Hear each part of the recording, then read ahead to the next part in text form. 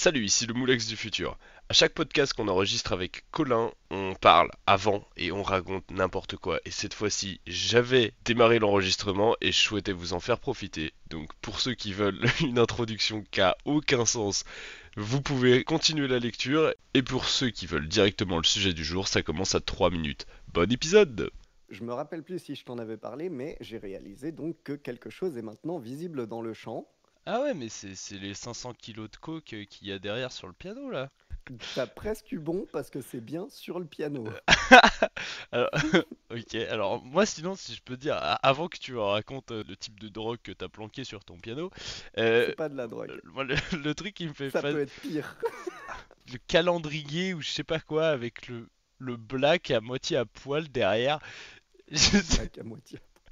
C'est pas un black, c'est un putain de viking. Qu'est-ce que mais, tu me racontes? C'est un mais je te promets viking. que avec la qualité pourrie de ta cam, on dirait, pour moi de mon point de vue, on dirait un black à moitié à poil. Attends.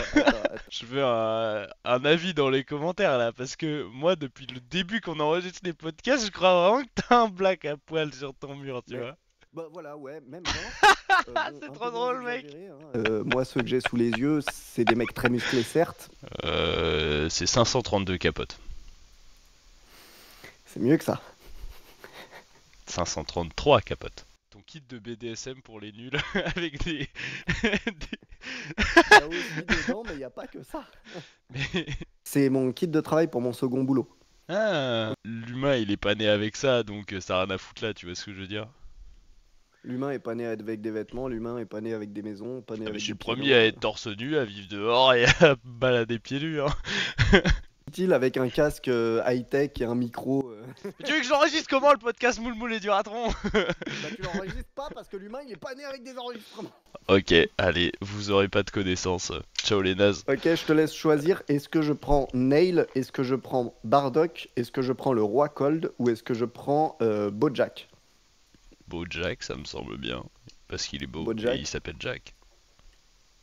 tu vois qui c'est ou pas? Non. Mais tu viens de me montrer une planche anatomique de Vegeta. Je te parle de personnages de Mais Dragon j'ai Ball. pas regardé, moi j'ai juste trouvé ça marrant. Con! Il a jamais regardé! Il a une putain de planche anatomique de DBZ, il a pas regardé DBZ! Ah Au non, secours! ah non, c'est bon, je tiens à conserver 1000 heures de ma vie pour autre chose. Ah bah oui, je suis con, je vais faire du Trackmania. Donc, le podcast du jour. Là, je viens de C'est que regarder j'ai parce que oublié. je t'avouerai que moi je ne savais plus du tout sur quoi on devait faire ce podcast. Mais on a fait l'échauffement ou pas encore? Et si on a fait l'échauffement? On a fait l'échauffement ouais, la dernière fois. Ah oui! Oh là là, quelle organisation digne de professionnels. Mesdames et mesdames, bonjour. Bienvenue sur le podcast de Moule Moule et du Ratron. J'espère que vous êtes en forme et que vous êtes prêts à vivre 45 minutes de débilité et de connaissance, mais les deux mélangés, et c'est ça qui est fantastique. Aujourd'hui, Bien Colin, sûr. on savait plus sur quoi faire le podcast. Hein? On fait un podcast? Vous êtes qui? Oui. Qui Qu'est-ce que vous suis-je? faites dans mes oreilles? Où Pourquoi vous êtes dans suis-je? mon écran? Vous habitez Sortez de ici? chez moi! Get out of my property! On voulait faire un Voilà, ça c'est podcast. un bon démarrage. C'est presque aussi concluant que ton premier démarrage en côte quand t'essayes de passer le permis. Quoi, moi galérer Les avec côtes, une... c'est ce qu'on a là? Pourquoi Attends, tu veux démarrer en côte? t'en as encore toi des côtes? Tu sais, avec mon dossier de Allez, alors... travail, il vaut mieux les enlever, hein. Alors, le sujet du jour, ce sera donc comment est-ce qu'on enseigne un mouvement? Comment est-ce qu'on coach? Parce que en street, je sais qu'il y a plein de personnes qui aiment coacher, apprendre des mouvements, mais il manque souvent hein, une méthodologie, souvent de la compréhension sur comment est-ce qu'on apprend tout court. Parce que vouloir enseigner c'est bien, mais si t'as pas compris comment l'autre retenait les informations, bah, il te manque quand même la moitié du taf. Donc, comment est-ce qu'on apprend un mouvement et surtout comment on l'enseigne, c'est ça qu'on va voir aujourd'hui. Donc, on va commencer par voir comment est-ce qu'on apprend et ensuite comment est-ce qu'on enseigne, comment est-ce qu'on donne des consignes qui sont parlantes en fonction de la personne qu'on a en face de nous. Parce qu'il y en a pour qui il va falloir expliquer des choses très simplement, il y en a pour qui il va falloir donner des images, il y en a pour qui il va falloir envoyer des vidéos, des photos, en fonction de si on a une mémoire auditive, une mémoire visuelle, etc. Donc c'est de ça dont on va parler aujourd'hui. Fin du podcast. Allez, c'est cool, merci, super, au revoir. Non, mais je sais pas, moi, tu m'as dit que c'était toi qui commençais parce que c'était toi la théorie. Donc moi, on me dit que je suis trop con, j'écoute, hein. Ouais, bon alors. Bonne réponse. Colin est teubé, mais pas tout le temps, visiblement. Quand même la majorité du temps. Continue de jouer à DBZ ou je sais pas quoi là. Non, j'ai arrêté des BZ, je pourrais pas me concentrer. Non, non, là, je Euh, regarde s'il y a des nouveaux modes. sur- Vraiment, j'adore ce podcast. Si vous voulez Moi qu'on aussi. enregistre l'écran de Colin pour les prochains épisodes, vous n'hésitez pas à le Euh, dire. Doug, je me suis dit plusieurs trucs. Premièrement, est-ce que la prochaine fois, et comme ça en plus, si ça te tente, tu le gardes dans le montage, comme ça on voit si ça tente les gens aussi, et on crée un peu de hype, tu vois, parce que marketing, tout ça. Viens, on le fait en live Twitch la prochaine fois. Comme ça les gens, ils peuvent poser des questions et tout. Sur le papier, juste on fait notre podcast. Dans le Ouais. concret, les gens peuvent nous envoyer des messages et tout, ou dire des trucs qu'ils n'ont pas compris, ou ce genre de choses, même s'il y a que 3 personnes, tu vois, ça peut être intéressant. Ouais, ça peut être intéressant. Bah, live YouTube directement, comme ça, c'est sur ma chaîne, il y a du monde, mais ouais. Bah, si vous voulez un épisode de Moule Moule et du Ratron en live, vous le dites dans l'espace commentaire. Sachant que quand même, préparez-vous à ce que très probablement qu'on essaiera de tenir notre podcast comme il était prévu. On va pas radicalement le changer parce qu'il y a des gens qui interviennent. Parce que sinon, déjà nous, on me prend 50 ans. Hein, donc si on répond à tout le monde, on va pas s'en sortir. Mais on lira. On lira. Et si c'est pertinent de rajouter des petits détails, des trucs comme ça, ou de répondre à des questions, franchement, go for it à mort. Et puis ça peut nous donner des idées aussi pour d'autres sujets qu'on n'aurait pas soulevés nous seuls. Alors, par contre, t'es en train de te foutre de leur tronche là, t'es en train de sous-entendre qu'on a une trame bien préparée. Parce que Non, je te, non, je te rappelle non, ce qu'on a écrit pour aujourd'hui, je c'est écrit. sous-entendais exactement l'inverse. Je sous-entendais que déjà tout seul on s'embrouille. Donc si en plus on change notre trame inexistante, C'est en mode, et aujourd'hui, il y a écrit coacher, enseigner un mouvement. Voilà, trame de ouf. Non, mais on en parle que les modes les plus populaires de DBZ Sparking Zero, je te lis les deux premiers. Hein. Les deux premiers. Le plus populaire, modèle nu de Calais. Le deuxième plus populaire, modèle nu de Colifle. Putain, mais les modeurs sont vraiment des gooners. C'est Mais non, non, non, horrible. non, non, ça doit être en fonction de tes préférences, c'est comme la publicité personnalisée. C'est pas du tout en fonction de mes préférences, c'est par plus téléchargé ces 30 derniers jours. C'est même pas mieux noté, hein. Non, non, c'est plus téléchargé, genre vraiment, c'est tout le monde. Je voulais refaire une vanne sur ton deuxième métier, Colin. Bon, mais On va ah oui voir que aussi, ça. truc important à noter, nos podcasts sont disponibles sur Spotify, donc il y a des personnes qui Oui, me demandent si s'ils peuvent l'écouter sans avoir la vidéo YouTube, tout ça. Oui, les podcasts sont sur Spotify, donc vous écrivez Moule Moule et du Ratron, normalement il n'y aura qu'un seul résultat. Du moins je l'espère pour vous, je sais pas sinon sur quoi vous allez tomber. Alors, début du podcast. mais quand tu veux, mon cher moule, moule, moule, moule, moule, moule. Excellent. Apprendre un mouvement. Pardon, c'est mon deuxième métier. Apprendre un mouvement, c'est comme apprendre n'importe quoi d'autre. Tu voudrais apprendre une poésie, tu voudrais apprendre un cours, tu voudrais apprendre n'importe quoi, une langue, ça marche de la même façon. C'est-à-dire que il faut d'abord répéter. Tu répètes quelque chose comme tu répéterais Brian is in the kitchen pour comprendre comment tu prononces la phrase. Et ensuite, une fois que tu as bien répété et que tu as compris comment la chose fonctionnait, le concept, l'intention qu'il fallait avoir lorsque tu t'exécutes, si on parle de mouvement, là tu vas varier. Parce que, comme je le dis en permanence, je pense 3 ou 4 fois par vidéo, si tu répètes en boucle Brian is in the kitchen, c'est pas comme ça que tu vas maîtriser l'anglais. Donc, il va falloir varier les tournures, changer l'ordre des mots. Et bah de la même manière, quand tu veux débloquer un mouvement, tu répètes. Et quand tu veux le maîtriser, tu varies. C'est aussi simple que ça. Ensuite, va falloir jouer sur d'autres paramètres. Parce que si tu répètes, tu répètes, tu répètes, tu répètes en boucle pendant 4-5 heures, au bout des 4-5 heures, t'es vidé nerveusement, comme quand t'as écouté un podcast de Moule Moule et du Ratron, et du coup t'arrives plus à te concentrer. C'est pour ça qu'on se Oui. déconcentre en permanence aussi, c'est pour pouvoir mieux se reconcentrer après. Comment je me dédouane bien là.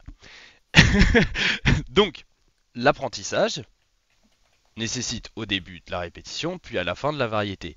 Et on a toujours besoin de fréquence. Fréquence pour pouvoir rester concentré. Parce que, comme je l'ai dit, si tu fais 3 heures de suite d'une même chose, pour certaines rares personnes, ça marche bien parce que tu es dans la zone, tu es à fond dans ton truc. On s'est tous retrouvés à bosser à fond pendant 3 heures sur un projet. Ça arrive pas tous les jours. Parce que tu as besoin d'une petite pause. Il y en a par exemple qui, pour le travail, utilisent le système. Attends, c'est comment déjà? C'est un nom où tu fais genre 25 minutes, 25 minutes de concentration, 5 minutes de pause, 25 minutes de concentration, 5 minutes de pause. Bah, c'est le Pomodoro, non? Tu parles. Pomodoro. Ouais, tu parles de manière générale, donc ouais, c'est le Pomodoro. Exactement, bonne réponse. Et donc s'il y a ces phases-là, enfin encore une fois c'est cyclique, s'il y a ces phases de 25 minutes à fond, 5 minutes de pause, 25 minutes à fond, 5 minutes de pause, souvent c'est mieux si on veut durer. De la même manière que bah, tu fais pas un combo handstand de 3 heures si tu veux maîtriser ton handstand, vaut mieux faire Mhm. de la même manière que si tu veux t'améliorer en handstand, tu fais pas un combo de 3 heures, mais tu fais plutôt des petits combos que tu répètes pour comprendre les petits détails techniques et surtout pouvoir rester concentré. Mhm. Ça y est, je me suis encore paumé. C'est fou! Non, mais c'est incroyable. Ces derniers temps, bah, j'ai la concentration d'un chat, tu vois. Bah, t'as plus la concentration, quoi. Ouais, Mais ça, exactement. t'inquiète, je suis la même. Donc, comme je n'arrive pas à parler, c'est un très bon exemple de ce qu'on disait. La concentration, si on essaye de se concentrer le plus longtemps possible, ben, on finit par se déconcentrer à la fin. Juste, on fatigue. Comme pour n'importe quel autre mouvement. Si tu fais un max de pompe, ben, tu t'arrêtes forcément à un moment parce que tu fatigues. Ben, si ça marche pour les muscles, ça marche aussi pour la tête. Mhm. Donc, pour apprendre, le plus important, c'est d'avoir surtout de la fréquence de travail. Donc si tu veux apprendre un examen, enfin si tu veux réviser pour un examen, le plus intelligent, c'est pas de te mettre 3 heures sous caféine la veille, c'est plutôt de faire 5, 10, 15 minutes tous les jours pour maîtriser les notions. Mhm. Si tu veux comprendre une notion, comprendre un mouvement, comprendre n'importe quoi, tu as besoin de plus de volume, puis pour maîtriser, plus de fréquence. Donc tu répètes, tu répètes, tu répètes, tu répètes, bam, t'as un déclic, ok. Et dès que j'ai le déclic, dès que je sais faire, je m'amuse à varier de plus en plus. Donc si on donne un exemple en pratique, pour apprendre ton handstand, au début tu vas répéter de la manière que tu trouves la plus facile. Donc je répète par exemple le kick, parce que j'ai vu que le kick c'était là où j'avais le plus gros pourcentage de réussite. Où je répète le fait de lancer contre le mur et d'essayer de me décoller. Ou pour certaines personnes qui sont complètement brutales comme Colin, ce sera je fais des Maltese press parce que sinon j'arrive pas à le lancer. Donc je fais une Maltese press et là j'essaye de tenir. L'idée c'est tu repères la méthode qui est la plus facile pour toi, puis tu bourrines dessus, et une fois que tu arrives à le tenir comme ça, là tu vas rajouter de la variété et le travailler surtout plus fréquemment. Donc une fois que tu as le déclic du ah bah ok c'est comme ça que je dois tenir mon handstand, c'est un équilibre de pression sur la main, je dois pas juste faire on off mais plutôt y aller un peu plus contrôlé, gainer mon corps pour que la force se transfère. Et une fois que tu as bien assimilé ça, Contrôler? Pouah. Pardon. Continue. une fois que tu as bien assimilé comment le une fois que tu as bien assimilé la coordination propre au mouvement, que tu as compris comment ça fonctionnait, si tu veux maîtriser, il va falloir que tu t'entraînes à varier les tournures. Donc comme on varierait Brian is in the kitchen, bah là on va varier en faisant ah bah tiens, jusqu'ici je me lançais contre le mur et j'essayais de décoller, bah je vais essayer de kicker, je vais essayer de monter en force, je vais essayer de faire une transition jambes serrées, jambes écartées, ou faire des petites variantes comme le hollow back, comme le flag. Et c'est ça qui va te permettre de maîtriser le mouvement, tout en bossant plus fréquemment. Donc variété et fréquence. Colin, Mais déjà, j'ai envie de répondre trois trucs. Deux très rapides et un pour donner une analogie qui peut-être aidera pas mal de gens. Premier truc, parce qu'il va l'avoir coupé au montage, vous n'avez pas idée à quel point il s'est repris pour faire cette tirade que vous venez d'entendre. enfoiré, C'était très enfoiré. drôle. Deuxième truc, t'as visé extrêmement juste parce que tu sais que là où je tiens le mieux mon handstand et le plus droit, c'est quand je suis quasiment en Japanese. Parce que littéralement, j'ai pas le droit de tomber. Genre, c'est la grosse galère. Et puis, je suis sur un polygone de sustentation hyper large. Traduction du polygone de sustentation parce que c'est pas très connu. Imaginez que vous tracez une forme entre tous vos points d'appui. Donc, nous en street, entre les mains, quoi. Et bah, plus c'est large, plus votre centre de gravité peut se permettre d'être mal placé. Et ça tient quand même. C'est logique. Votre centre de gravité doit être au-dessus de votre appui. Et ben en fait, si vous élargissez vos points d'appui, la zone où le centre de gravité ne va pas se péter la gueule est plus grande. Ce qu'on peut dire tout Donc, simplement, c'est un tabouret à un pied, c'est vachement moins stable qu'un tabouret à quatre pieds avec les pieds bien écartés. Bon, bah c'est c'est exactement ça. le même principe. Quand en Et japanese, si t'as vous une prise voulez, plus large. c'est ça. Et si vous voulez tracer un polygone de sustentation et d'un seul coup découvrir que le mot est compliqué pour une notion très très simple, juste vous regardez tous les points d'appui au sol, vous tracez une forme qui rejoint absolument tous les points d'appui, bah vous venez de faire une forme dont tout l'intérieur est votre polygone de sustentation. Magie. Ça va aider des gens qui essayent de faire des planches doigts, ça. Mais bref. Bah du coup, planche doigt Et par extension, comment est-ce qu'on sait comment avoir la planche doigt la plus stable possible et la plus facile possible? on écarte bien les doigts. Ce qui fait que le point d'appui est plus grand. Mais après, il y a un petit jeu à la con qui est que si vous écartez trop, bah, vous n'avez pas de force de préhension dans les doigts. Si vous écartez pas, vous n'avez pas de stabilité. Il faut trouver le juste milieu. Mais voilà. Donc ça, c'était pour les deux petits détails à la con. Effectivement, je tiens mieux mes handstands quand je suis en Japanese handstand, alors que je suis nul en handstand. C'est très drôle. Et du coup, analogie de tout ce que vient de dire Malo sur un sujet où je trouve que c'est beaucoup plus évident parce que c'est vraiment séparé. Tous ceux qui ont fait de la musique, ou même si vous avez vu des gens travailler la musique, au tout début, vous allez faire des gammes où vous allez juste essayer de retenir un peu quelle note fait comment, quoi, quoi. C'est de la répétition. Mais si vous avez déjà vu des gens faire plein de gammes, ils ont l'air d'être super techniques, mais concrètement, ils savent pas jouer grand-chose. À l'inverse, quelqu'un qui a répété que la musique entière à fond, la musique est pas très jolie, tu vois, mais il sait la jouer parce qu'il n'a pas travaillé la technicité, il n'a pas répété. Par contre, il a appris. Eh ben, faut faire les deux. Et une fois que vous avez fait les deux et que la musique commence à être bien, vous pouvez commencer à repérer des patterns en musique. Et ces patterns, c'est la théorie musicale, machin. On s'en fout, vous n'avez même pas besoin de comprendre. Le fait est que vous allez commencer à pouvoir jouer avec les codes un peu. C'est-à-dire que si de base vous faisiez cet accord-là et cet accord-là, vu que vous avez fait des gammes et de la répétition de la musique, vous savez quel accord vous pouvez vous permettre de changer et de varier pour que ce soit plus joli. C'est F, le jazz, qui se base sur ce qu'on appelle des grilles d'accords. Je traduis, c'est juste une ossature générale de comment est foutu le morceau. Et dedans, ils font ce qu'ils veulent. Du moment qu'ils restent collés à l'ossature, ça marche. Je Eux, crois, ils varient à l'extrême. je crois que t'as largué tous les noms musiciens là. Allez apprendre Je les vous, pentatoniques et revenez sur le podcast. je vous le fais encore plus simple et encore plus traduit. Au début, on répète des schémas, on sait même pas pourquoi on répète ces schémas-là. Si on fait que ça, ben en fait, on n'apprend rien.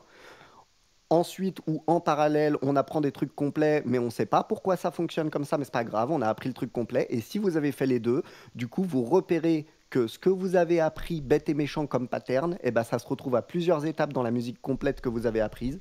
Et du coup, vous savez que vous pouvez essayer d'en changer certains.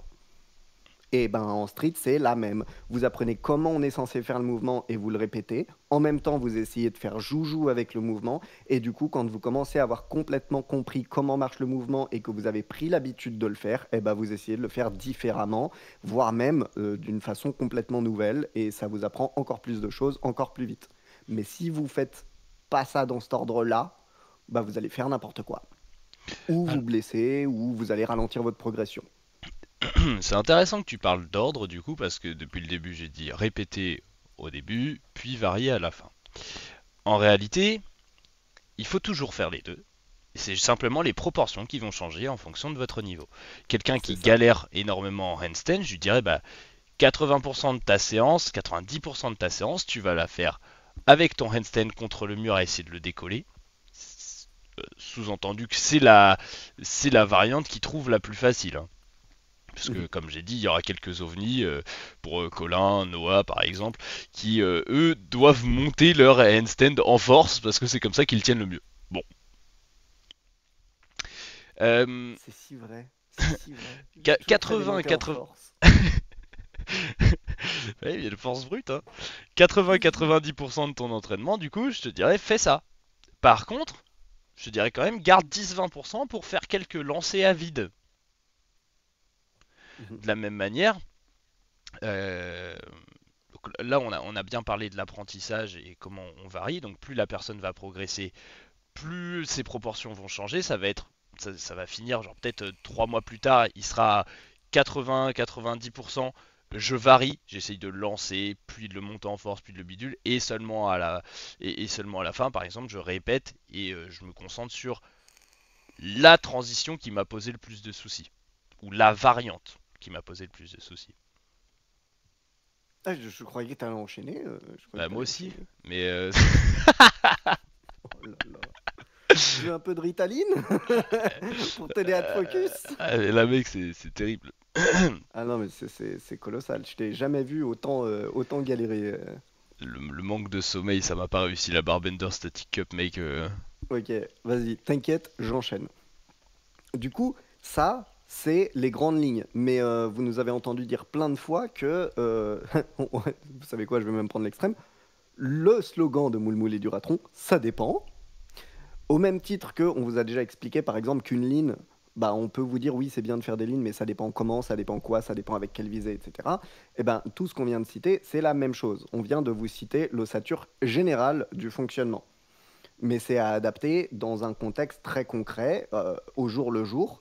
Un exemple tout con, ça sert à rien de répéter votre handstand comme un débile parce que vous vous dites que c'est ça cette étape. Si chaque fois que vous le répétez, vraiment vous comprenez rien à ce qui se passe et vous vous pétez la gueule tout de suite et vous savez même pas ce qu'il aurait fallu engager pour le faire. Et pourtant, on vous a dit qu'il fallait commencer par répéter avant d'essayer d'analyser et de varier en détail. Mais le fait est que la répétition n'est pas exempte de variation. J'imagine que vous avez vu 150 000 tutos qui vous expliquaient que pour un bon handstand, un coup, il faut faire ventre contre le mur, un coup, il faut faire des pike push-up, un coup, il faut faire dos contre le mur, un coup, il faut essayer de lancer et de retenir, un coup, il faut essayer de faire en trépied, vous savez, les mains au sol, la tête un peu plus loin devant, etc. Et tout ça est vrai, mais on est toujours dans le cadre de la répétition quand même. C'est-à-dire que vous variez la manière de répéter le handstand, mais vous ne faites que faire du handstand, faire du handstand, faire du handstand, faire du handstand. Vous n'êtes pas en train d'essayer de tenter un flag, vous n'êtes pas en train de tester, de tenter, je sais pas moi, un one-arm handstand ou un diamond headstand ou machin, parce que c'est trop tôt. Vous n'avez pas votre handstand. Mais la répétition ne veut pas dire faire la même chose en boucle bête et méchant. Il faut que cette répétition soit à viser à la fois de comment vous vous sentez ce jour-là pour être optimisé. Ça se trouve, il y a un jour, moi, je vais être craqué pour des handstand push-up et pas du tout pour contrôler mon handstand et être super propre et essayer de jouer avec mes jambes. Bah, je vais prendre ça en compte, mais je vais rester dans cette logique de répétition, c'est-à-dire, du coup, je vais faire des handstand push-up. Beaucoup de handstand push-up. Et par contre, quand je vais être dans le peaufinement, en quelque sorte, c'est-à-dire je commence à avoir un bon handstand, mais c'est pas solide, très souvent c'est le moment où vous allez entendre plein de gens vous dire faut grease the groove. Et là, vous vous dites, bah, c'est toujours de la répétition. Oui et non, parce que souvent dans le grease the groove, la logique, c'est que vous allez l'envoyer un peu sans réfléchir plein de fois au cours de la journée, sans vous fatiguer. Donc ouais, c'est de la répétition, mais il y a moyen que ce soit le moment où vous variez le plus, contrairement à quand vous faisiez votre handstand contre le mur ou ce genre de choses. Parce qu'en plus, vous avez beau refaire le move, refaire le move, refaire le move, refaire le move, vous allez l'envoyer de plein de façons différentes, vous allez être fatigué à certains moments, donc compenser. Vous allez faire des essais chelous sans même vous en rendre compte. Et vous allez apprendre des nouveaux trucs. Plein de gens ont débloqué, par exemple, un hollow back en envoyant un handstand à la zob pour la 150e fois, en étant trop fatigué pour être droit, mais en forçant comme un buffle pour retenir. Bah finalement, on a varié. Et donc, du coup, en fait, c'est juste, faut que vous ayez en tête ce que vous êtes en train de faire. Est-ce que vous êtes en train d'essayer de renforcer un truc très précis et donc de le refaire en boucle? Ou est-ce que vous êtes en train d'essayer de normaliser le mouvement et donc d'essayer de le faire tenir, peu importe ce qui se passe et peu importe la manière? Mhm. Donc si, À l'extrême vulgarisé, c'est un peu ça. C'est renforcer le socle ou que le socle fonctionne peu importe les circonstances. D'où répétition ou variété. Et là, vous pouvez très bien voir ce que disait Malo sur les proportions. C'est que à petite échelle, il y a des jours où vous allez plus varier que vous n'allez répéter, mais à grande échelle, probablement que vous allez commencer par une longue période où vous allez plus répéter qu'autre chose, puis vous allez avoir une période moyenne à longue où vous allez beaucoup plus varier, jusqu'à ce que bah, les plus grands équilibristes du monde, en fait, ils l'envoient n'importe comment, ils sont toujours parfaitement immobiles à la fin. absolument. Là, t'as tout expliqué. Enfin, t'as bien schématisé la chose. Et t'as parlé de ligne planche à un moment. Oui. Ça m'a fait réagir justement. Lorsqu'on veut apprendre, enfin, je pense qu'il y a beaucoup de personnes qui veulent apprendre la planche et on leur dit, bah, fais des planches lignes. Du coup, elles répètent les planches lignes et c'est tout. planche ligne, c'est un mouvement qui est statique. Si tu veux répéter, ce qui va t'aider à comprendre un mouvement, c'est le fait de te placer dans la position. Plus tu vas kicker ton handstand et réussir à le tenir après l'avoir kické, ou réussir à le tenir après l'avoir décollé du mur, ou réussir à le tenir après être monté en force, plus tu vas comprendre comment ça fonctionne. Si tu fais des planches lignes mais que tu te places une seule fois dans la position, que tu tiens le plus longtemps possible et que tu lâches, au total dans ta séance tu feras quoi? Tu feras 5 séries de ça, peut-être 10 si t'es un gros taré. Tu vas beaucoup te fatiguer mais très peu répéter. Donc là tu vois typiquement, t'as aucune variété, donc en soi c'est bien lorsqu'on veut comprendre un mouvement, d'en avoir très peu. Mais lorsqu'on veut... mais pour comprendre, t'as besoin de répétition. Et juste te placer une fois au début de la série, ça suffit pas. Donc pour la plupart des personnes qui veulent comprendre la planche, comprendre comment forcer, le plus intelligent, c'est pas de te mettre en planche ligne et tenir le plus longtemps possible, c'est de faire des répétitions. Tu te places une fois, tu tiens 2 secondes, tu checkes la protraction, tu reviens. Tu te places une fois, etc. Et tu vas voir qu'en une série, si déjà tu fais 10 reps comme ça par série, ta compréhension du mouvement, elle a radicalement changé. Ta protraction est bien mieux, tu comprends comment ressentir tes biceps, tu comprends comment utiliser la force de ton petit doigt si tu pratiques sur barre parallèle, tu comprends beaucoup mieux. Donc la répétition pour comprendre, ça, et dans les mouvements statiques en particulier, c'est ça la difficulté du sport, c'est qu'on aurait tendance à juste essayer de tenir et se dire bah, c'est le plus spécifique. Tenir c'est bien pour gagner en force, tenir de manière ininterrompue. Par contre, pour gagner en force ou en endurance. Par contre, si tu veux comprendre, améliorer ta technique, tu dois répéter. Donc pas tenir une fois, mais tu y vas, tu tiens 2 secondes, tu reviens, tu tiens 2 secondes, tu reviens, tu tiens 2 secondes, et ainsi de suite. Voilà, Colin. Je pense qu'on est Je bon. suis parfaitement d'accord. Je peux même rajouter un petit truc qui peut vous aider pour la mise en place de ce que vient de dire Malo. Euh, Ce qui va être le plus important pour la compréhension technique d'un mouvement, c'est évidemment votre compréhension entre guillemets volontaire, consciente, mais en fait surtout votre compréhension instinctive. Et votre compréhension instinctive, je dois faire ça dans telle circonstance, parce que votre cerveau il calcule beaucoup plus que quand vous réfléchissez. Si vous avez déjà manqué vous faire renverser, vous le savez. Genre, vous avez eu un mouvement, qu'il soit bon ou mauvais, hein, qui est parti tout seul, qui était plus rapide, plus réactif, plus logique, plus cohérent, machin, que tout ce que vous auriez pu faire en analysant la situation. N'importe qui avait une vidéo d'une voiture qui fonce sur quelqu'un, le quelqu'un se jette instantanément dans la direction où il a le plus de chances d'esquiver la voiture. Eh ben, ça, c'est un réflexe humain lié à l'instinct de survie, mais en fait, on a aussi des instincts de réponse aux charges.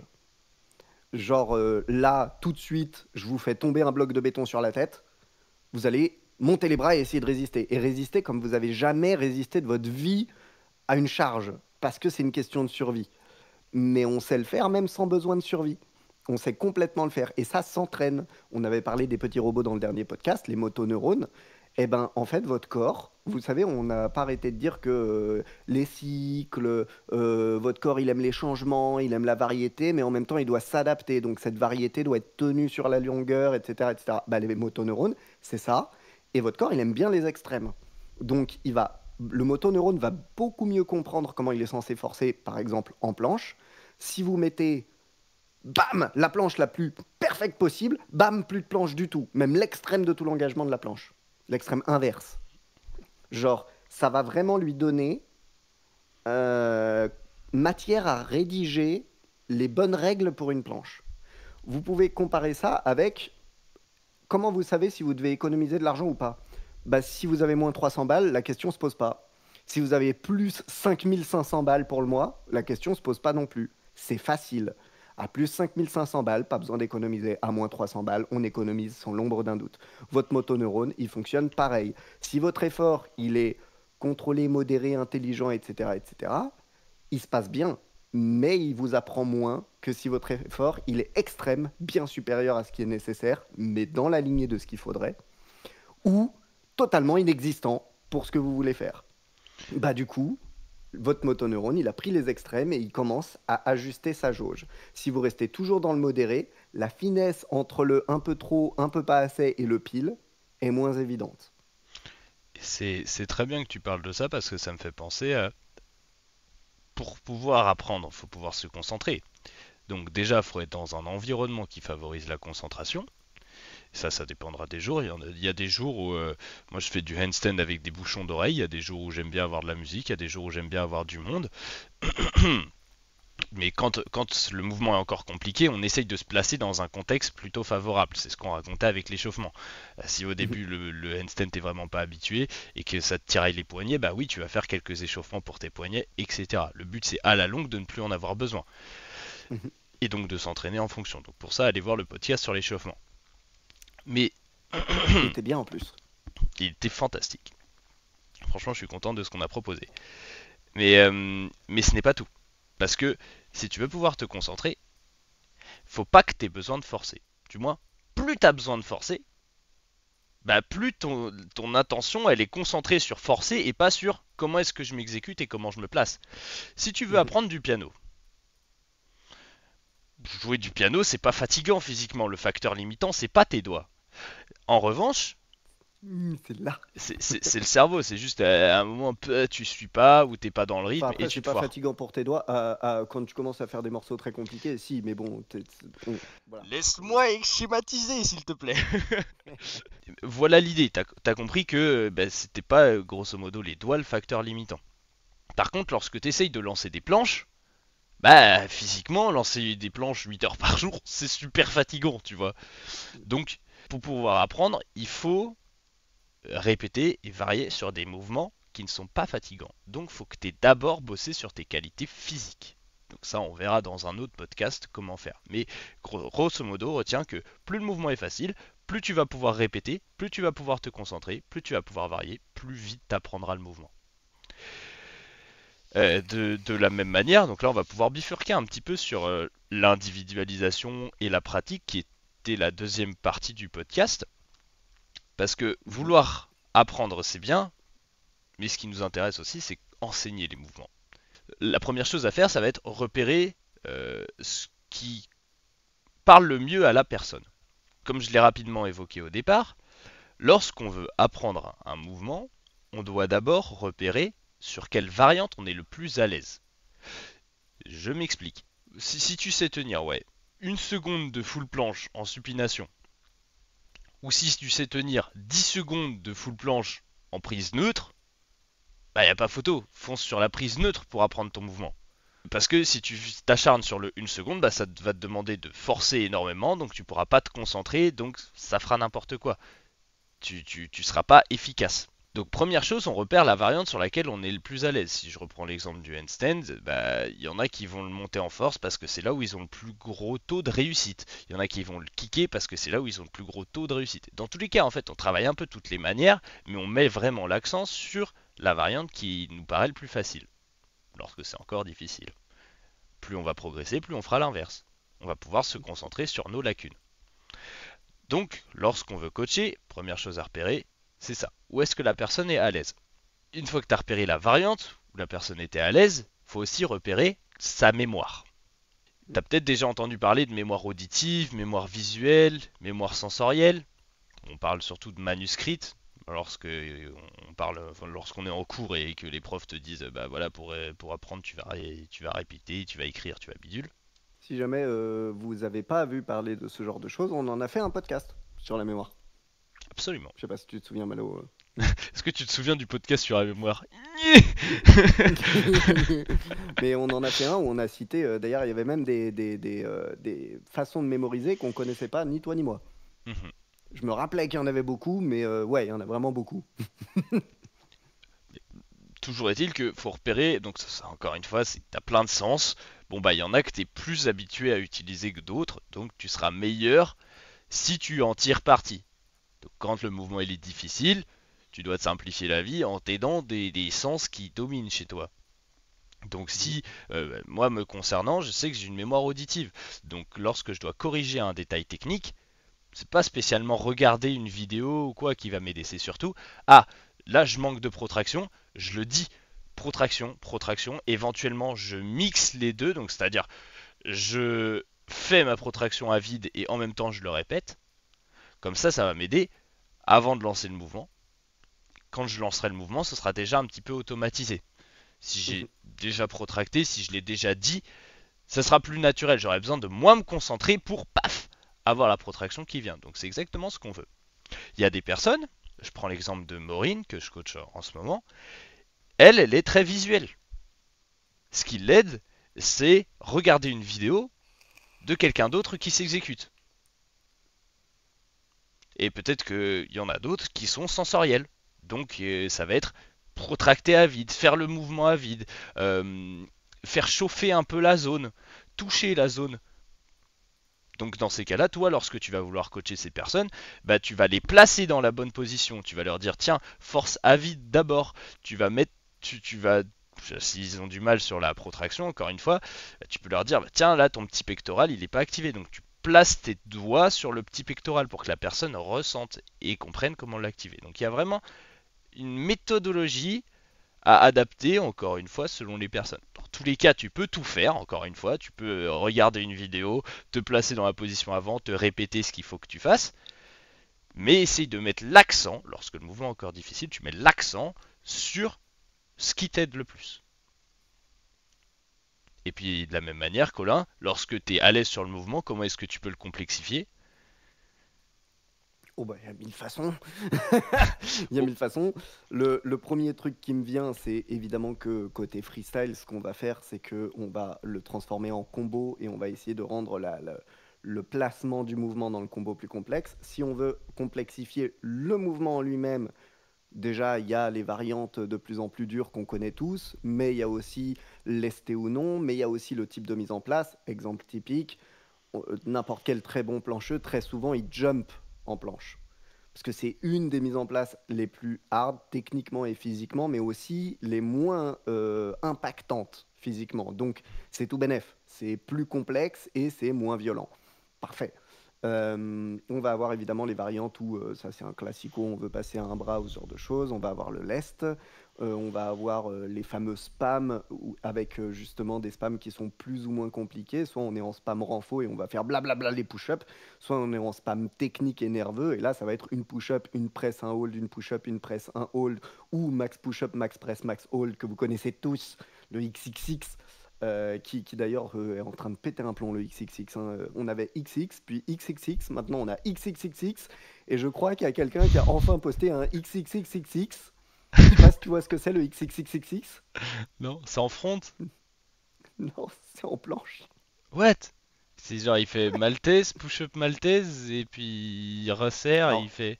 il n'y a pas push-up maltaise, c'est max press maltaise, max hold maltaise, max full push-up, max full press, max full hold. Ok. Ouais, en effet, ils ont craqué. Péter les plombs. Mais, Donc voilà, mais j'imagine que dans la manière dont tu as posé ta question, je n'ai pas ah, répondu. balèze. C'est justement, d'un point de vue sensoriel, comment est-ce que tu peux Hmm. complexifier le mouvement? D'un point de vue sensoriel, bon, il y a le truc évident, et je l'ai déjà fait plein de fois, c'est genre se bander les yeux ou changer les supports ou ce genre de truc pour perturber le sensoriel. Il va y avoir évidemment le côté, bah, par exemple, on le fait beaucoup quand on est en méga renfo, machin. Souvent, vous savez, on a besoin un peu de se préparer mentalement et sensoriellement. En fait, souvent, c'est sensoriellement. Pourquoi tout le monde attend le drop? C'est parce que ça stimule l'ouïe que de partir sur le drop. Et du coup, vous avez déjà vu ça un nombre incalculable de fois, les full check, front check ou ce genre de trucs qu'on fait particulièrement quand on est entre gens qui essayent de bourriner ou de préparer des compètes. Récemment, d'ailleurs, j'ai fait un truc avec des potes dans mon jardin, c'est on se fixe 200 reps, sauf qu'on a tous le droit de participer, mais il doit toujours y avoir au moins une personne qui est en train de faire des reps. Et le but, c'est d'atteindre les 200 reps. Bah, du coup, tu choisis pas quand il va, tu choisis pas sur quel support et tu choisis pas comment. Donc ton sensoriel, il est complètement aux fraises, c'est n'importe quoi. Ou ceux qui s'entraînent dans le froid, sous la pluie ou ce genre de truc, particulièrement l'agilité sous la pluie, ah, le sensoriel, il est, il est fucké et en plus, il est plus dur. Donc, Exactement, moi, ce qui me viendrait naturellement, c'est ça, genre essayer de déstabiliser sa manière de se préparer à faire le mouvement. exactement. plus de facteurs qui changent, des fois des facteurs environnementaux que tu contrôles pas. Ben, si tu arrives à faire des performances similaires à ta séance précédente, alors que la séance précédente, tu étais dans de bonnes conditions chez toi, etc. Là, tu es dehors sur des barres avec un écartement que tu connais pas, le diamètre il change, etc. Tous ces trucs-là, c'est des facteurs en plus qui viennent complexifier. Donc en soi, si tu arrives à faire performance équivalente, bah c'est comme si tu avais fait mieux. Parce que tu as réussi à t'adapter à un environnement qui n'était pas optimal. Donc de la même manière, comme je l'ai dit, tu varies le grip. N'importe qui s'est déjà entraîné à faire des équilibres sur un sol irrégulier ou sur un sol mouillé, la différence elle est stratosphérique comparée à un sol sec, bien plat, bien lisse. Donc faut aussi prendre ces trucs-là faut aussi prendre ça en compte pour pouvoir varier, en fait, c'est de la variété, et donc pour apprendre à maîtriser un mouvement. Tu sais que quand tu es dans des conditions défavorables, entre guillemets comme ça, vaut mieux diminuer un petit peu la difficulté de ce que tu fais. Donc si d'habitude tu travaillais, je sais pas, des full planches, bah, tu vas passer sur de la straddle, mais tu vas essayer de peaufiner, de quand même avoir une bonne exécution malgré tout ça. Et lorsque tu es dans des conditions plutôt favorables, bah, c'est là où tu vas pouvoir bourriner sur la variante qui t'intéresse, sur ta full par exemple. Mhm. Là, c'est petit spoiler du podcast qu'on fera probablement sur les qualités physiques. Donc, si ça vous intéresse, message dans les commentaires. Et donc, maintenant, on va donner quelques exemples pratiques aussi on est toujours dans comment on coach. Donc, quelles consignes est-ce qu'on peut donner pour corriger une protraction, par exemple. Quel- Attends. Pour moi, il y a quelque chose qui vient avant de commencer à donner des consignes, parce que jusque-là, on respectait l'ordre de réflexion d'un coach, mais là, on le respecte plus. Ah, Il y pardon, a j'ai quelque dit de la chose avant merde de comme donner des dame. consignes, non? On commence par essayer de comprendre l'état d'esprit de la personne en face de nous ce jour-là, à cet instant T-là. En fait, il faut qu'on réussisse à être dans la peau de l'autre le plus Ok. possible. J'étais une Et étape de trop devant, en fait. ouais, J'étais c'est ça. déjà Et dans pour moi, le. c'est Ouais. c'est très radical à quel point c'est important. C'est-à-dire que vous pouvez te donner les meilleures recommandations du monde, la meilleure adaptabilité du monde, les meilleurs exercices du monde. Ça va que marchouiller si vous n'avez pas réussi à être dans l'état d'esprit de la personne en face. Même si vous êtes mal dans l'état d'esprit de la personne en face, même si vous êtes un peu gouré. Si vous essayez de faire ce qui pour vous est bon et non pas, même si c'est des règles absolues, genre vous avez étudié le coaching en long, en large et en travers, le sport en long, en large et en travers, c'est ça qu'il faut faire. Oui, mais peu importe à quel point c'est ça qu'il faut faire, si la personne en face, il y a une raison cruciale qui fait qu'elle n'y arrive pas, et c'est probablement la raison pour laquelle elle vous a contacté, et que vous ne cherchez pas à savoir quelle est cette raison, vous courez à l'échec, peu importe à quel point votre programme il est parfait. Et vous pouvez vous faire voler cet élève, entre guillemets, hein, parce qu'on ne se vole pas des élèves, mais vous pouvez vous faire voler cet élève par un coach que vous considéreriez comme à chier par terre, juste parce que cette personne-là a pris le temps de se mettre à la place de l'autre et a donné un conseil nul, mais tellement bien adapté à la mentalité de l'autre parce qu'il s'est mis dans ses bottes, que ça va marcher mieux que votre programme perfect que vous n'avez pas cherché à adapter du tout parce que vous n'avez pas cherché à comprendre pourquoi cette personne-là fonctionne comme ça. Donc, encore. Évidemment que ça passe par des trucs très concrets comme savoir le passif sportif, etc. Mais ça passe aussi par une grosse part presque de mentalisme où il faut essayer de comprendre pourquoi la personne répond comme ça quand vous lui dites telle phrase, pourquoi machin. C'est presque un petit boulot de psychologue un peu. Et c'est ça ce qui différencie beaucoup un entraîneur d'un coach. On mélange les termes et en vrai en France le terme coach veut dire un peu la même chose. Mais concrètement à la base coach, il y a cette partie presque psychologique, presque normalement en Amérique par exemple, là où le terme est né, un coach se distingue d'un entraîneur par le fait d'être tout le temps avec ses athlètes et de n'avoir que quelques athlètes très précis qu'il va suivre du début à la fin de la carrière si possible. Mhm. Donc, c'est presque un deuxième papa, etc., etc. Donc, il est censé vous connaître, vous comprendre, pré-shot vos réactions, etc., etc. Et pourquoi on fait cette distinction en Amérique? C'est parce qu'un entraîneur t'explique ce qu'il faut faire, un coach s'adapte à toi pour développer tes capacités. C'est ça la nuance. Mhm. Et je trouve que c'est très, très, très important. Là, vu qu'on parle de coaching, vu qu'on parle de s'adapter à un élève, la toute première étape et qui est cruciale pour que toute la suite fonctionne, C'est est-ce que vous avez compris pourquoi cette personne a ces difficultés-là? Est-ce que vous avez compris comment cette personne fonctionne, comment il réfléchit, etc. Et même si c'est pas parfait, c'est super important d'essayer de le faire. Eh ben, je te suis totalement là-dessus. Et du coup, ce que je voulais dire, c'est que en pratique, pour cerner ça, euh, l'échauffement est un très bon biais. Donc, Mm. on commence par discuter un petit peu avec lui lorsqu'il s'échauffe et faire en sorte aussi que la personne ressente son corps, bon, comme on l'a expliqué dans le podcast sur l'échauffement. En échangeant avec elle, tu comprends un petit peu euh, son degré de compréhension à elle. Si peu importe la manière de dire les choses, si tu utilises des termes compliqués, tout ça, elle va bien te capter. Ou s'il faut vraiment dire des phrases très simples, des exemples très visuels, très basiques, parce que, comme si tu expliquais à quelqu'un de 6 ans, parce que la personne, mentalement, elle est un peu plus limitée sur la vitesse de compréhension. Encore une fois, il ne s'agit pas d'un jugement, tu dois juste apprendre à repérer comment la personne te capte.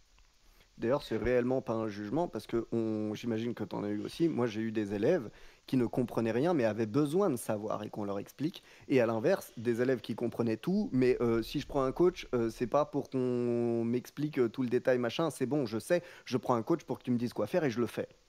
Donc Mhm. là, même, ben, en fait, le niveau de compréhension est inverse à ce que la personne réclame pour s'adapter. Et là, c'est au boulot du coach de savoir si c'est pertinent de respecter la demande de l'élève ou si, non, non, tu vas avoir besoin de comprendre, ou à l'inverse, non, non, tu vas avoir besoin de débrancher le cerveau et de faire. Mais il va falloir l'adapter puisque la personne demande l'inverse. Mhm. Absolument. Et donc ton échauffement te sert à cerner. Et ensuite, la première étape pour moi, ça reste de tester. C'est-à-dire, Oui, dès que. Et je suis sûr qu'il y a plein de personnes qui regardent ce podcast à qui j'ai fait le coup. Dès qu'on me demande, ouais, tu peux me donner des conseils pour le handstand, je dis, lance. ouais. Vraiment, Ah, c'est on le la fait première chose tous. que je dis, lance un handstand. Je dis même pas bonjour, tu vois. La personne me dit pas bonjour, je dis, lance un handstand.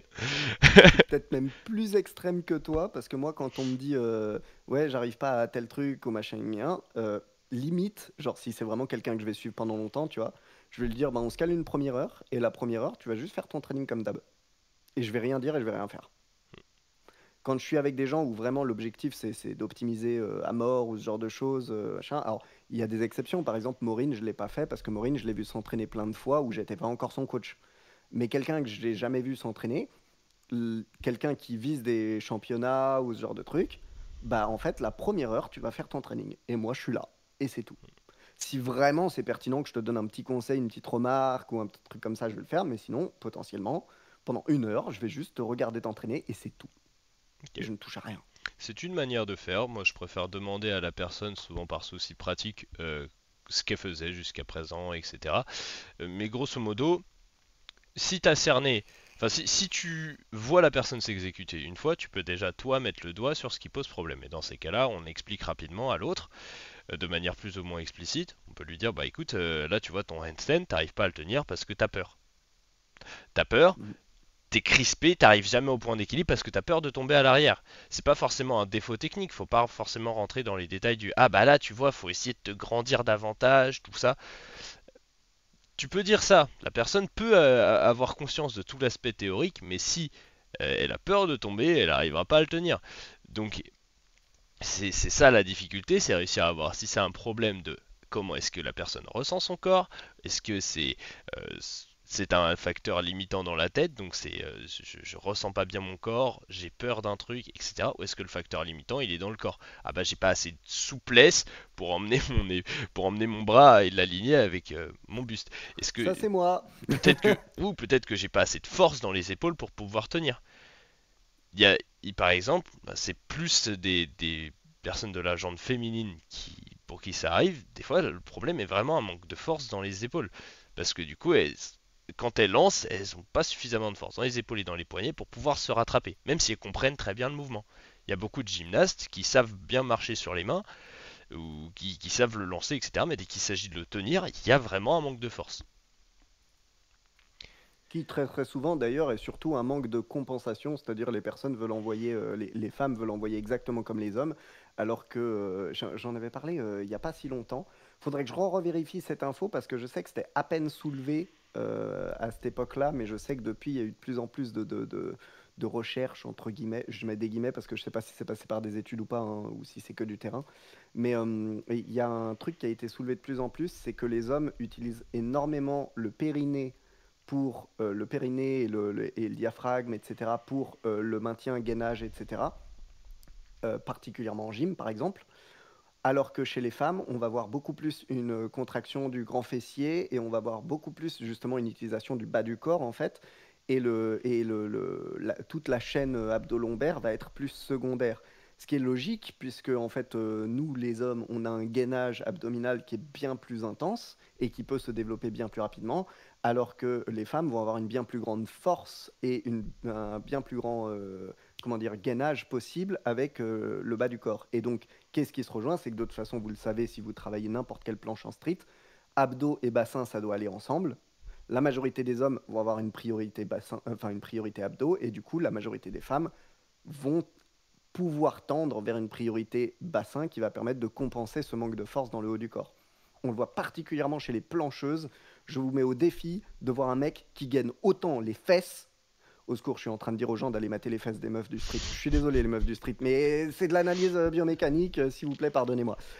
Allez regarder la contraction des grands fessiers chez les nanas qui font des planches et allez regarder la contraction des grands fessiers chez les mecs qui font des planches. Ça n'a rien à voir. Mm.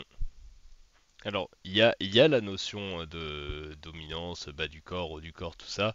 En effet, chez les femmes, généralement, il y a plus de force dans le bas du corps que dans le haut du corps en proportion. Bon, encore une fois, ça reste des généralités. Tu peux pas dire que c'est vrai Oui, pour toutes les femmes ou que c'est vrai non, pour c'est tous pas les vrai hommes pour tout ou du. autres. Ouais. Bah, Et- typiquement, oui. on a un contre-exemple en France, c'est Axel, dit à Croûte, Mhm. qui a fait des planches à l'époque où elle faisait encore du freestyle. Et elle est très costaud du haut du corps, elle est très bulky. Donc il y a quand même le petit rapport que les mecs sont un peu plus explosifs, les meufs sont un peu plus en force brute, lente. Du coup, elle avait tendance à être plus en lenteur, entre guillemets, pour envoyer ses planches.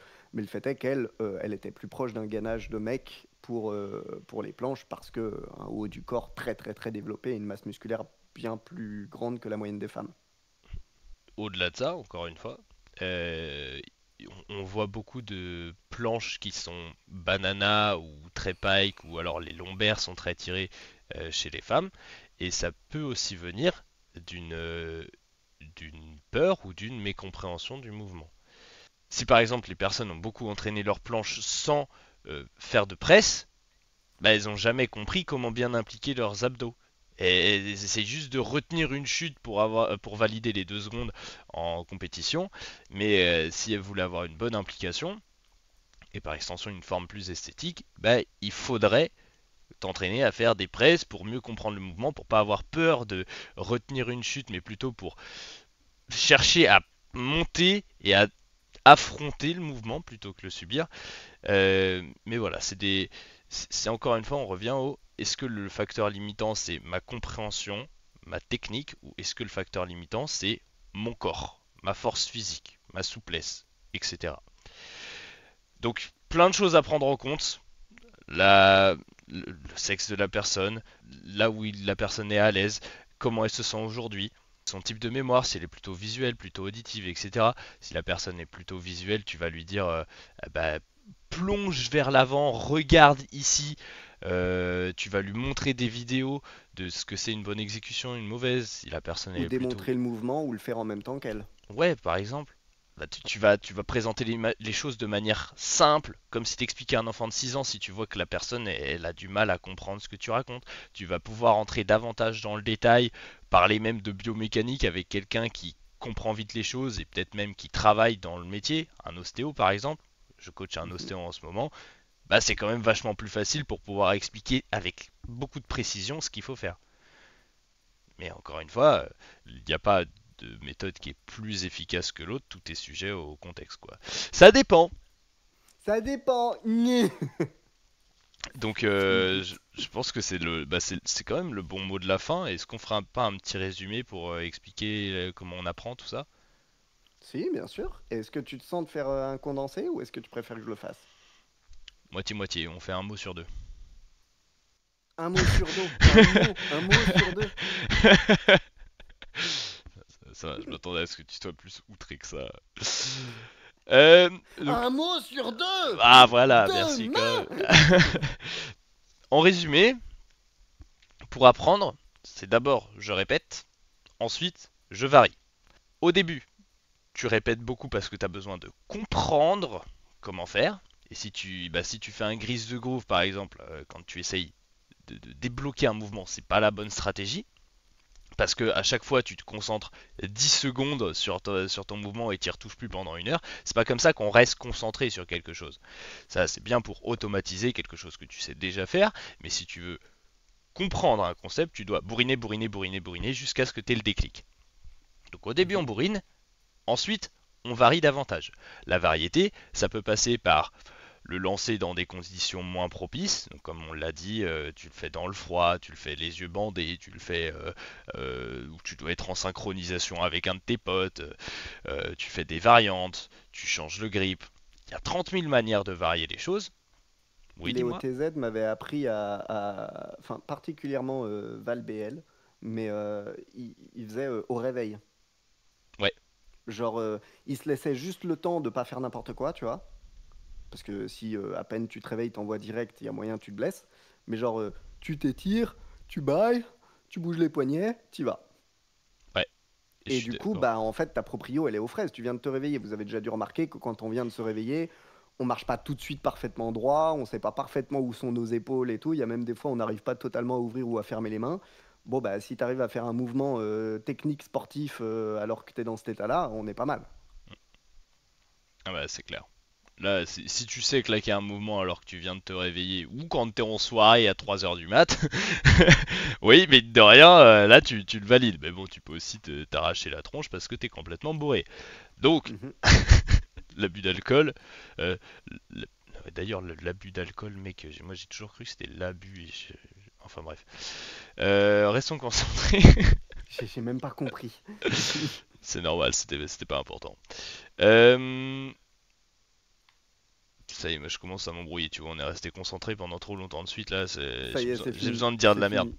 Donc, variété et fréquence après, comme l'a dit Colin, Mhm. ça peut passer par le fait de lancer un mouvement au réveil ou dans des conditions vraiment pas propices. Et lorsqu'on veut expliquer un mouvement à quelqu'un, ou lorsqu'on veut enseigner quelque chose à quelqu'un, il faut cerner ses forces, ses faiblesses. Quand c'est compliqué, tu te concentres, tu vas tirer parti de ses points forts pour apprendre le mouvement. Et quand le mouvement est facile, bah, tu vas pouvoir le challenger. Ah bah tiens, t'étais à l'aise sur le handstand au sol, maintenant tu vas essayer de faire ton handstand aux barres parallèles. T'étais à l'aise sur les presses, maintenant tu vas essayer de bosser davantage les push-ups. Mhm. Voilà. Ça me paraît très très bien. C'est comme ça qu'on apprend un mouvement. Donc gardez en tête les métaphores, Brian is in the kitchen, tout ce que tu veux. Vous pouvez utiliser des méthodes style Pomodoro, donc garder des temps de repos. Ça, typiquement, quand tu bosses ton handstand, tu bourrines et puis d'un seul coup, il n'y a plus rien qui veut passer. Et ben, attends 5-10 minutes, va faire autre chose et reviens. Au lieu de te frustrer et de continuer à bourriner dessus. Souvent, t'attends 5-10 minutes, ton esprit l'assimile, tu reviens, tu casses tout. De la même Et moi, manière, ça peut j'aimerais. être des micro-siestes, ça peut être genre tu fermes les yeux, tu te mets en tailleur au milieu du parc, tout ça. Ça m'est arrivé de le faire et franchement, j'ai lâché mes meilleurs perfs après. Récupération. Si tu veux te concentrer un maximum, faut que tu sois complètement déconcentré avant. Ouais. Mais justement, bah, c'est bien. Je voulais finir sur un truc similaire à ce que tu viens de dire, c'est-à-dire là, on vient de vous donner presque l'impression que genre il y a une règle à suivre bien propre, mais en fait, justement, le but c'est de tracer un cadre. Et si vous restez dans ce cadre, par contre, dedans, soyez le plus créatif possible. Allez chercher des nouvelles manières. Venez pas faire que des trucs qui ressemblent au handstand parce que vous travaillez le handstand. Tentez des trucs annexes où vous dites peut-être qu'il y a l'ombre d'un petit rapport, je sais pas. Mais si vous avez l'impression que ça a l'ombre d'un petit rapport, bah, ça vaut le coup de tester parce que comme on a dit, c'est avec la répétition que vous allez savoir et c'est avec la variété que vous allez apprendre. Donc, il faut apprendre puis savoir pour s'en sortir. Et Merci à vous. même, attends, même Hmm. mieux que ça, j'avais pensé à un truc, mais du coup, j'ai eu le temps de l'oublier en 2 secondes. Trop efficace. Incroyable. Non, vraiment, c'est incroyable. T'es légendaire. Je peux plus, mec. Pourquoi j'ai aussi peu de points de QI aujourd'hui? C'était pas le bon jour. On le savait pas, mais en fait, aujourd'hui, ça pouvait pas. Mais ça se trouve, le résultat sera incroyable, hein. Ah ouais? Mais là, le tournage, il est difficile, hein. J'éprouve des difficultés. Ouais, je sais pas, je voulais dire un truc très pertinent en plus, j'en suis sûr. Mais j'étais pas là.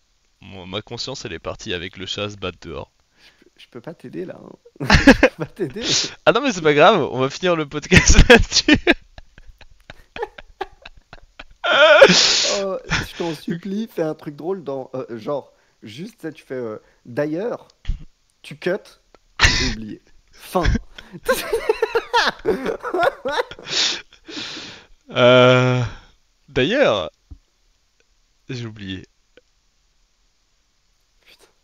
Eh ben, merci pour ce podcast. Merci de nous avoir écoutés.